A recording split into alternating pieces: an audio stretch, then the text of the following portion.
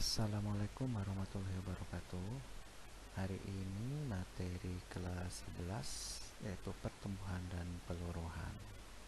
Materi pertumbuhan dan peluruhan adalah materi matematika umum untuk kelas 11 yang sesuai dengan capaian pembelajaran yang terbaru. Pertumbuhan dan peluruhan itu adalah materi aplikasi biasanya pada persamaan atau fungsi eksponen. Yang kedua itu bisa dalam barisan dan deret. Nah, yang kita gunakan pada saat ini lebih ke aplikasi persamaan fungsi kuadrat, fungsi eksponen. Jadi aplikasi fungsi eksponen yang materi eksponennya sudah kita pelajari waktu kelas 9 kalau nggak salah, ataupun kelas 10 ya. Yang terbaru adalah kelas 10 semester 1, ada juga kelas 9, nggak tahu ya kelas 9 itu semester berapa, 1 atau 2. Nah, ada istilah pertumbuhan dan peluruhan. Dari katanya sudah mungkin kita sudah paham ya, pertumbuhan itu adalah sesuatu hal yang meningkat, peluruhan atau penyusutan atau penurunan lah. Di pertumbuhan dan peluruhan itu kita bisa makna sebagai penurunan.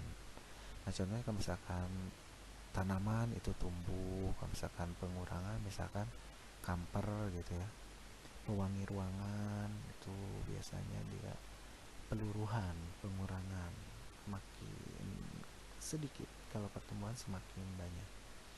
Ini makanya nanti ada grafiknya. Kalau pertumbuhan itu cenderung meningkat, monoton meningkat. Kalau misalkan yang peluruhan itu monoton turun. Nah, untuk pertemuan kita kali ini kita akan membahas tentang pertumbuhan dulu ya.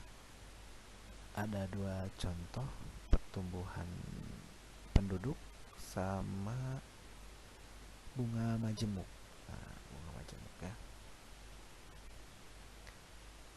Oke, ini ada beberapa latihan mungkin nanti yang bisa gunakan. Oh ya, nanti kalian kalau sudah melihat video ini, tolong mengerjakan asesmen formatifnya yang akan diberikan linknya, dan tolong ditulis nama aslinya. Nah, oh ya, untuk materi ini mungkin nanti angka-angkanya agak sedikit tidak mudah dikuadrat manual, makanya boleh menggunakan kalkulator. Kalau misalkan manual, kita kasih batasannya manualnya mau sampai mana gitu ya, penulisan manualnya. Kalau misalkan pengen detail banget angkanya, pengen berapa ya, kita harus menggunakan kalkulator, kalkulator handphone ataupun beli, silakan ya.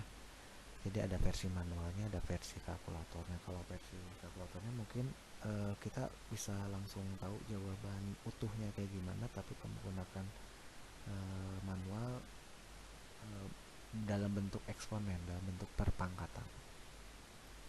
Yang pertama kita akan membahas dulu tentang pertumbuhan atau peningkatan sesuatu hal yang semakin meningkat secara konstan ya. Untuk materi saat ini, pertumbuhan yang kita maksud adalah pertumbuhan yang konstan. Jadi pertumbuhannya itu setiap detik, setiap hari itu nilainya runtutannya sama. Jadi tidak ngaclok-ngaclok gitu ya.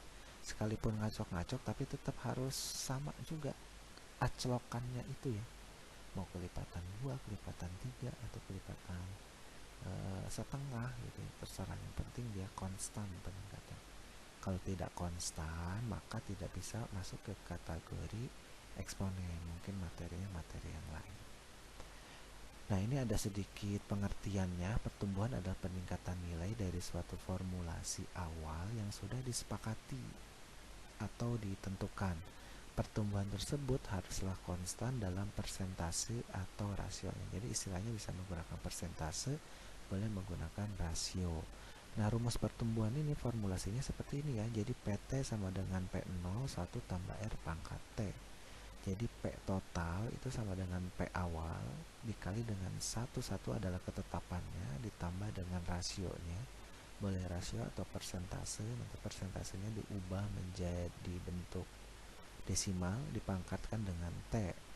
Rumus ini dinyatakan oleh Malthus secara umum memiliki identifikasi. Nah, kita identifikasi dulu PT itu adalah pertumbuhan total, jadi pertumbuhan keseluruhannya gitu ya. Kalau P0 itu adalah nilai awalnya, nilai awal yang diketahui berapa. Satu adalah ketetapan, R-nya adalah rasio, T-nya waktu. Tolong diingat, ini waktu itu bisa saja disuruh konversi dulu atau tidak, tergantung dari konteks soalnya. Jadi yang pasti satuannya harus sama dulu, kalau belum sama disamakan. Kalau misalkan waktu boleh dalam bentuk detika, apakah dalam bentuk menit, apakah dalam bentuk jam, atau bisa dalam bentuk tahun, dalam bentuk hari, yang berkenaan dengan waktu itu. Yang penting harus disepakati dulu kira-kira soal tersebut mintanya satuan waktunya berapa dan harus disamakan. Nah, itu untuk pertumbuhan. Contoh yang pertama, kasus yang pertama ini, penduduk Kecamatan Lewiliang berjumlah 130.000 jiwa pada tahun 2024. Ini benar ya, data ini tuh benar, cuma saya bulatkan aja 130 sekian gitu kalau nggak salah di data online-nya itu, tapi saya mudahkan dulu angkanya jadi 130.000 jiwa pada tahun 2024 dengan tingkat pertumbuhan penduduk per tahun sekitar 2% lah, sekitar 2%, kita anggap sebagai 2% itu per tahunnya. Yang pertama pertanyaannya, perkirakanlah jumlah penduduk kecamatan tersebut ketika tahun 2029. Selanjutnya yang B-nya, gambarlah grafik tersebut. Nah, untuk menggambar, ini ada dua ya gambar grafik tersebut. Untuk gambar grafiknya saya ganti ini di bagian C saja, yang di akhir. Nah, jadi B-nya itu adalah jika awal tahun 2030 diperkirakan pertumbuhannya menurun menjadi 1%, maka berapakah jumlah penduduk di tahun tersebut? Gitu ya. Di tahun 2030 menurun jadi 1%, rasionya dari 2% menjadi 1%. Yang C-nya adalah gambar grafik tersebut. Nah, gambar grafik tersebut pada pertemuan ini tidak saya ajarkan cara menggambar manualnya dulu ya. Jadi mudah-mudahan kalau misalkan kita ketemu di pertemuan offline-nya atau di kelasnya kita gambar secara manualnya. Kalau untuk saat ini kita gunakan aplikasi dulu. Belajar menggunakan aplikasi untuk memprediksi kira-kira gambar grafik dari permasalahan itu kayak gimana. Oke, kita bahas aja langsung ya poin A, B, C-nya. Nah, soalnya seperti ini. Oke, sip. Soalnya penduduk Kecamatan Lewiliang berjumlah 130.000 jiwa pada tahun 2024 dengan tingkat pertumbuhan penduduk per tahun sekitar 2%. Nah, alangkah baiknya kalau kamu ketemu kasus seperti ini, kan kita tahu rumusnya ya. Kita boleh, kalau dalam fisika itu ada istilahnya diketahui gitu ya, boleh kita gunakanlah diketahui itu apa. Misalkan diketahui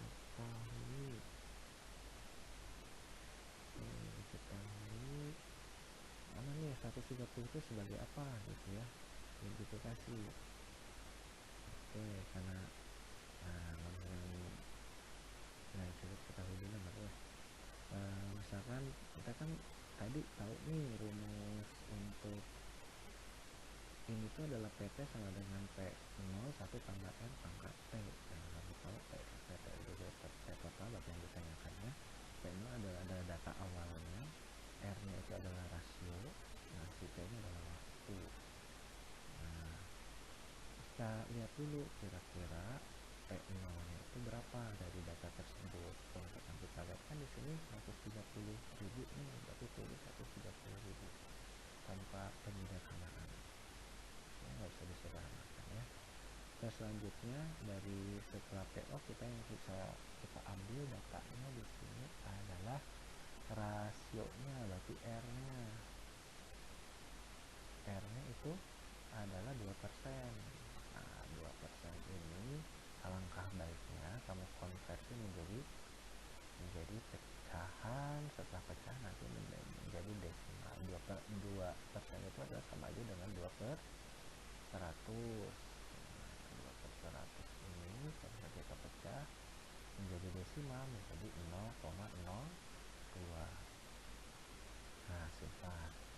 data udah cukup. Sekarang untuk menjawab poin A, berarti ini yang diketahui adalah yang ditanyakan ya. Oke, yang ditanyakannya itu adalah PT ya. Ditanyakan jadi PT itu ketika tahun 2029.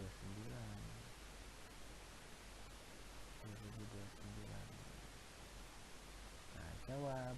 Nah, kalau misalkan dijawab, maka nanti kita gunakan rumus yang ada tadi. Ini kita gunakan. Kalau dijawab.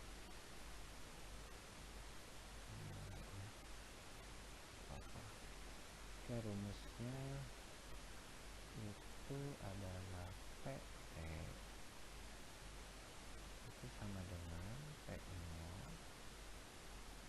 dikali 1 ditambah dengan rasio dipangkatkan dengan T.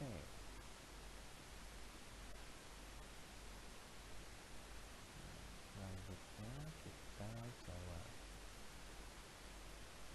yang poin A. Oke, poin A berarti kita butuh tambahan dari T nya ya. T nya itu adalah 2029 dikurangi dengan tahun yang ditanyakan, yang diketahui 2024. Berarti T nya kita dapatkan 9 dikurang 4 itu adalah 5. Jadi ini 5 tahun. Jadi perkiraan penduduk itu kita bisa jawab P5 itu ya, karena P tahun, P itu P5 tahun, P5, P0 nya adalah 130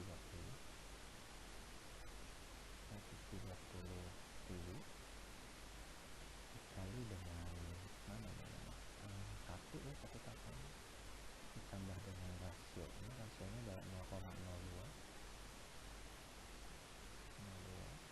dipangkatkan dengan T nya kita dapatkan adalah 5.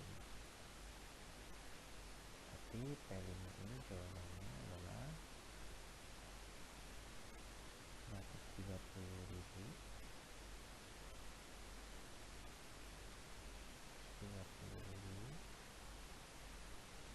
1 ditambah 0,02 adalah 1 tambah 0 adalah 1 ya, 0,02. 02 nya tinggal di bawahnya aja, 1 ini tinggal ditinggal, 0 ini diganti dari 1 ya. Udah tahu ya. Nah, ini adalah bentuk rumus atau jawaban dari pertanyaan poin A. Jadi P5 itu jawabannya ada 130.000 kali 1,02 pangkat 5. Pak, ini kalau misalkan pengen tahu jawaban realnya, ini kan dalam bentuk eksponen ya. Ini dalam bentuk eksponen, jawabannya kayak gimana? Kita gunakan kalkulator. Boleh kalkulator, boleh tidak ya. 1,02 pangkat 5 kan lumayan. Kalau seandainya kita gunakan kalkulator, di sini Bapak ingin mengajarinya kalau ada perkalian daripada perpangkatan, itu yang harus diselesaikan adalah perpangkatannya dulu. Jadi yang kita selesaikan adalah bagian yang ada pangkatnya, karena pangkat ini milik si 1,02, si pangkat ini bukan milik 130.000, makanya kita pangkat. Yang kita selesaikan yang ini dulu nih dipangkatin, baru dikali dengan 130. Jangan terbalik ya, dengan 130.000 dikali 1,02 pangkatkan 5, itu hasilnya 100. Kalau ada perkalian ada perpangkatan yang diutamakan perpangkatan dulu, berarti kita tulis dulu aja 1,02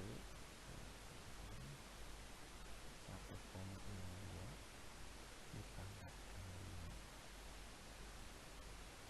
dengan berapa? Segini ya, dikali dengan 130.000. Hasilnya segini, 143.530. Nah, komanya nggak usah dibawa karena manusia itu tidak mungkin ada setengah badannya ya. Jadi kita ambil aja 143.530. Jadi jawabannya ini. Kalau pengen tahu realnya gitu.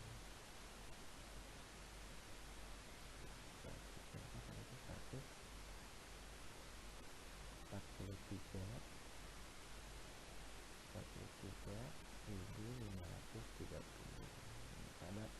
pada tahun di 2029. Itu selanjutnya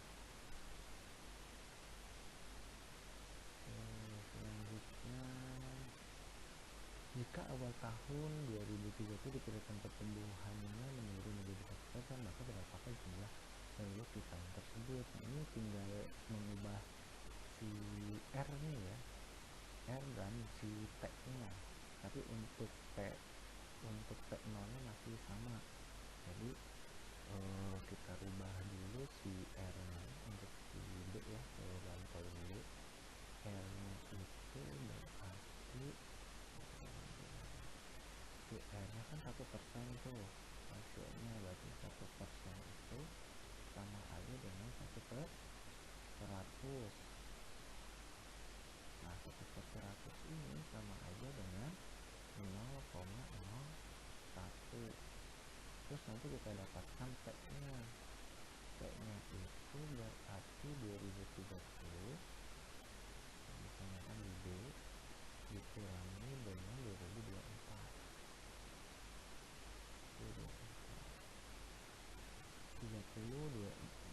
30 dikurangi 24 adalah 6 ya,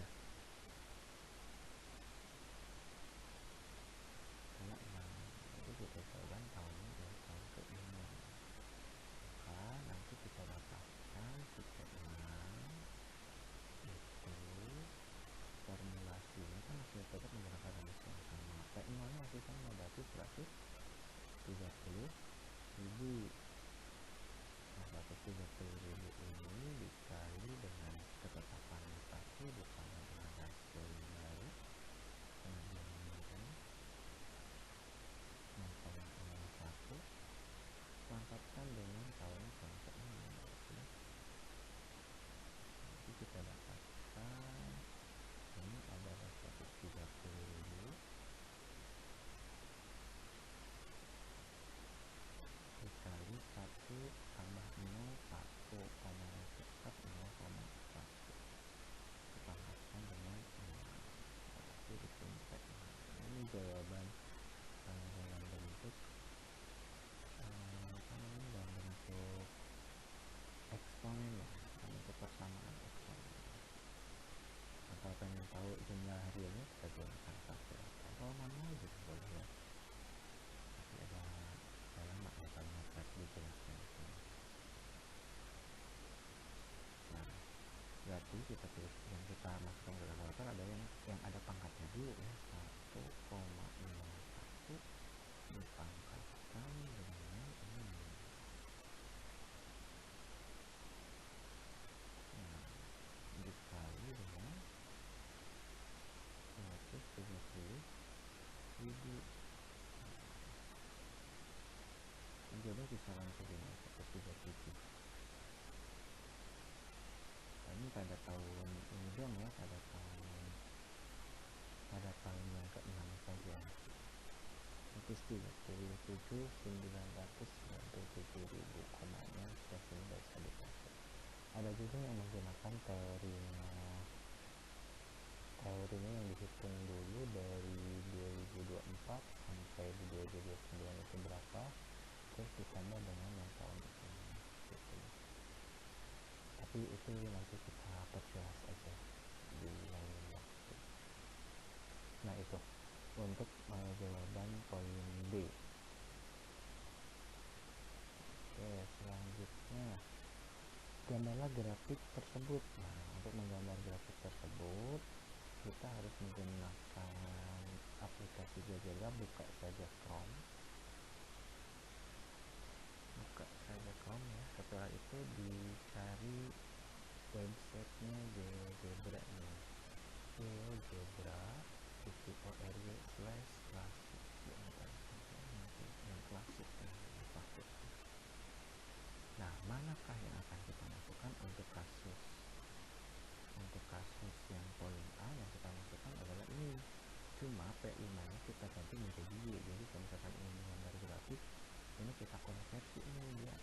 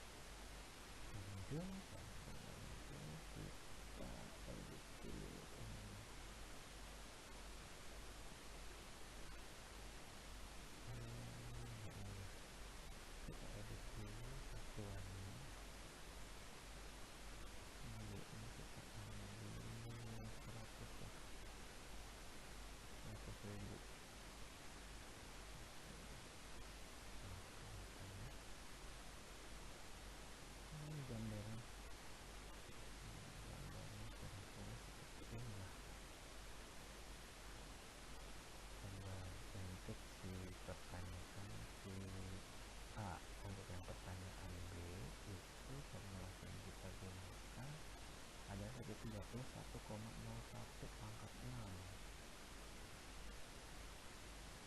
1,01. Berarti kita tulis lagi di sini Y sama dengan 130.000 dikalikan 1,01 dipangkatkan 6. Kalau kamu tidak ada pangkat-pangkatnya, klik aja ini ya. Nah, di sini klik nanti tombol-tombol yang kamu temukan bisa digunakan. Nah, ini kita tulis kalau ini dulu. Oh, bukan 6, sorry, harusnya X sih. Jadi makanya kata saya tadi dengar jawaban itu garis jadi